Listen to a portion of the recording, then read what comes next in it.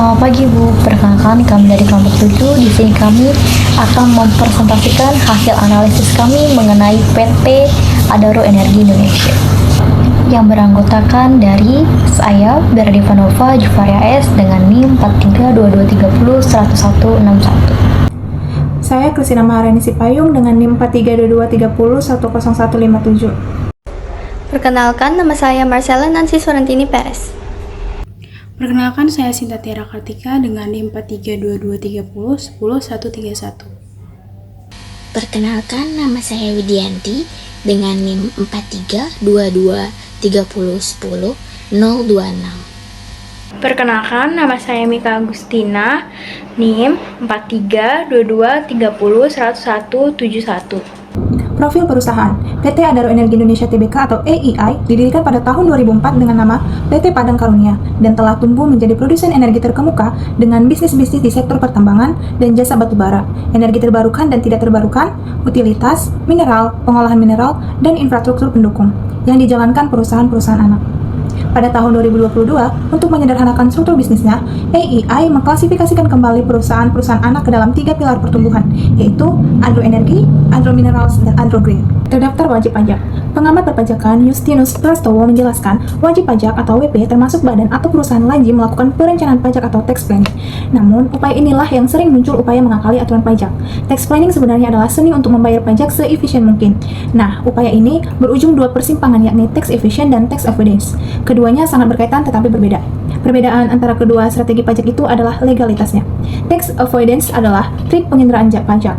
Caranya dengan memanfaatkan celah dari peraturan pajak yang ada. Upaya ini legal namun tidak etis dilakukan. Sedangkan tax evasion adalah penggelapan pajak. Cara ini terbilang kotor dan ilegal karena melakukan pengurangan pajak terutang atau bahkan tidak membayar pajak sama sekali. Dapat dilihat dari lampiran, maka PT Adaro Energi Tbk sudah terdaftar wajib pajak. SPT PT Adaro Energi Tbk. PT Adaro Energi Tbk secara rutin menyampaikan surat pemberitahuan tahunan atau SPT. SPT tahunan mencakup PPHOP. Kewajiban penyampaian SPT ini harus dilakukan sesuai dengan jadwal yang ditentukan oleh DJP. PT Adaro Energi Tbk juga menggunakan e-filing untuk menyampaikan SPT-nya secara digital. Dari data yang terlampir, tidak terdapat bukti SPT dari PT Adaro Energi Tbk dikarenakan tidak diunggah oleh perusahaannya atau bersifat internal atau rahasia. Pembayaran pajak tepat waktu. Penggunaan negara suaka pajak untuk menyimpan dana dan aset yang menurut Global Witness membuat ratusan juta dolar yang disimpan oleh PT Adaro di luar negeri tidak akan terkena pajak di Indonesia. Berikut disajikan data penghindaran pajak yang dilakukan oleh PT Adaro Energi Tbk pada tahun 2014 hingga tahun 2018. Penghindaran pajak banyak dilakukan oleh perusahaan multinasional dengan menggeser kewajiban perpajakannya kepada negara-negara yang mempunyai tarif pajak lebih rendah dari negara yang lainnya, sehingga meningkatkan keuntungan pada anak perusahaan yang ada di negara dengan pajak rendah. Beban depresiasi sendiri menyebabkan bertambahnya beban perusahaan dan tentunya mengurangi laba yang diperoleh oleh perusahaan. Menurut Undang-Undang Nomor 36 Tahun 2008 Pasal 6 Ayat 2 tentang PPh, biaya depresiasi atau biaya penyusutan merupakan biaya yang dapat dikurangkan dari penghasilan dalam menghitung pajak. Maka dengan semakin besar jumlah tetap yang dimiliki oleh perusahaan, maka akan semakin besar pula depresiasi sehingga mengakibatkan jumlah penghasilan kena pajak akan semakin kecil. Sanksi. Pada lampiran yang tertera, kasus PT Adaro Indonesia ini dihentikan oleh Kejaksaan Agung karena tidak adanya bukti yang cukup untuk mengungkap kasus transfer pricing ini.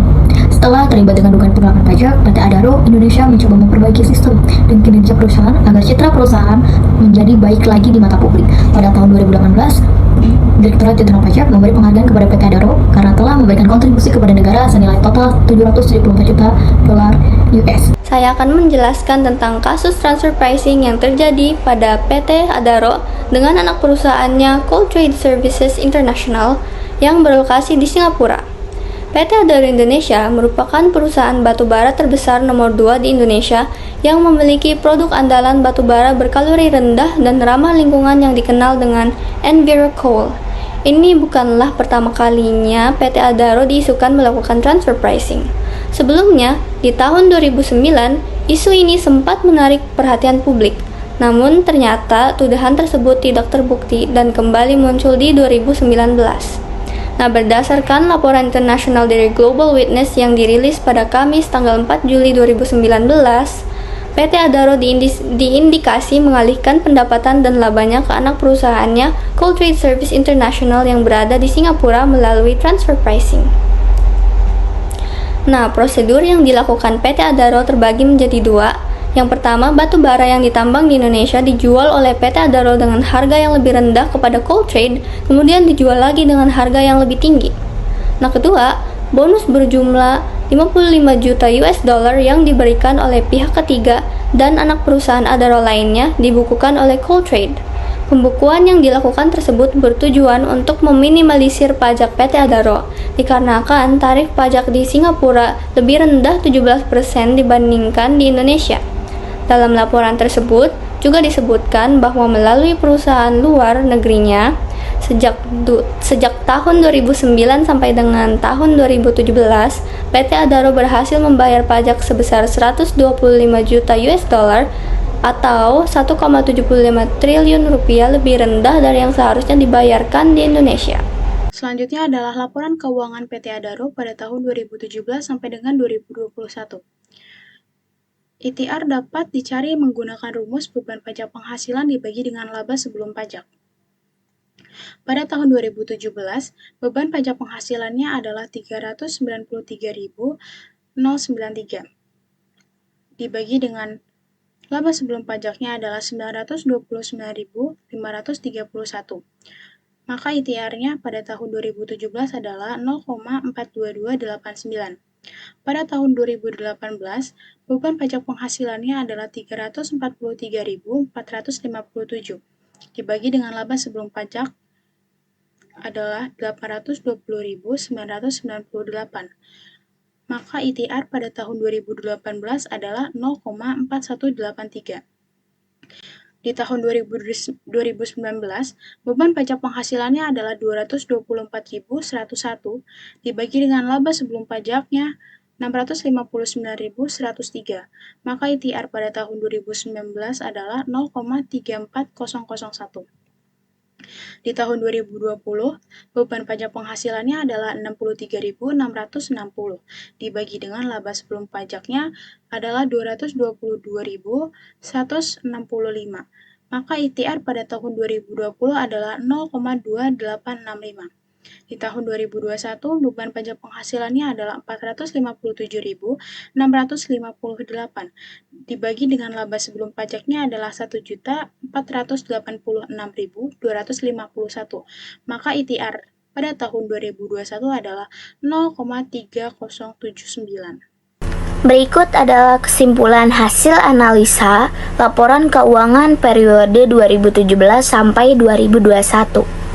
Untuk menentukan terjadinya penghindaran pajak, kami menggunakan rumus ETR, Effective Tax Rate, karena memberikan gambaran yang jelas tentang seberapa besar pajak yang sebenarnya dibayar oleh perusahaan.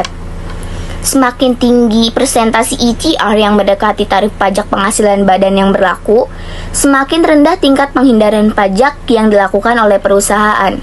Sebaliknya, semakin rendah presentasi ETR, semakin tinggi kemungkinan perusahaan melakukan penghindaran pajak. Berdasarkan hasil perhitungan menggunakan ETR, dapat melihat tren penghindaran pajak dari tahun ke tahun. ETR yang lebih rendah menunjukkan tingkat penghindaran pajak yang lebih tinggi. Berikut adalah hasil kesimpulan dan presentasi ETR setiap tahunnya. Di 2017 mendapatkan hasil 0,4228 atau 42,28%. 2018 0,4183 atau 41,83%. 2019 0,34001 atau 34,00%. 2020 0,2865 atau 28,65%. Dan 2021 mendapatkan 0,3079 atau 30,79%. Dari data di atas terlihat bahwa tahun 2020 memiliki ETR yang rendah, yaitu 0,2865 atau 28,65%. Hal ini menunjukkan bahwa pada tahun 2020, tingkat penghindaran pajak diduga paling tinggi dibandingkan tahun-tahun lainnya.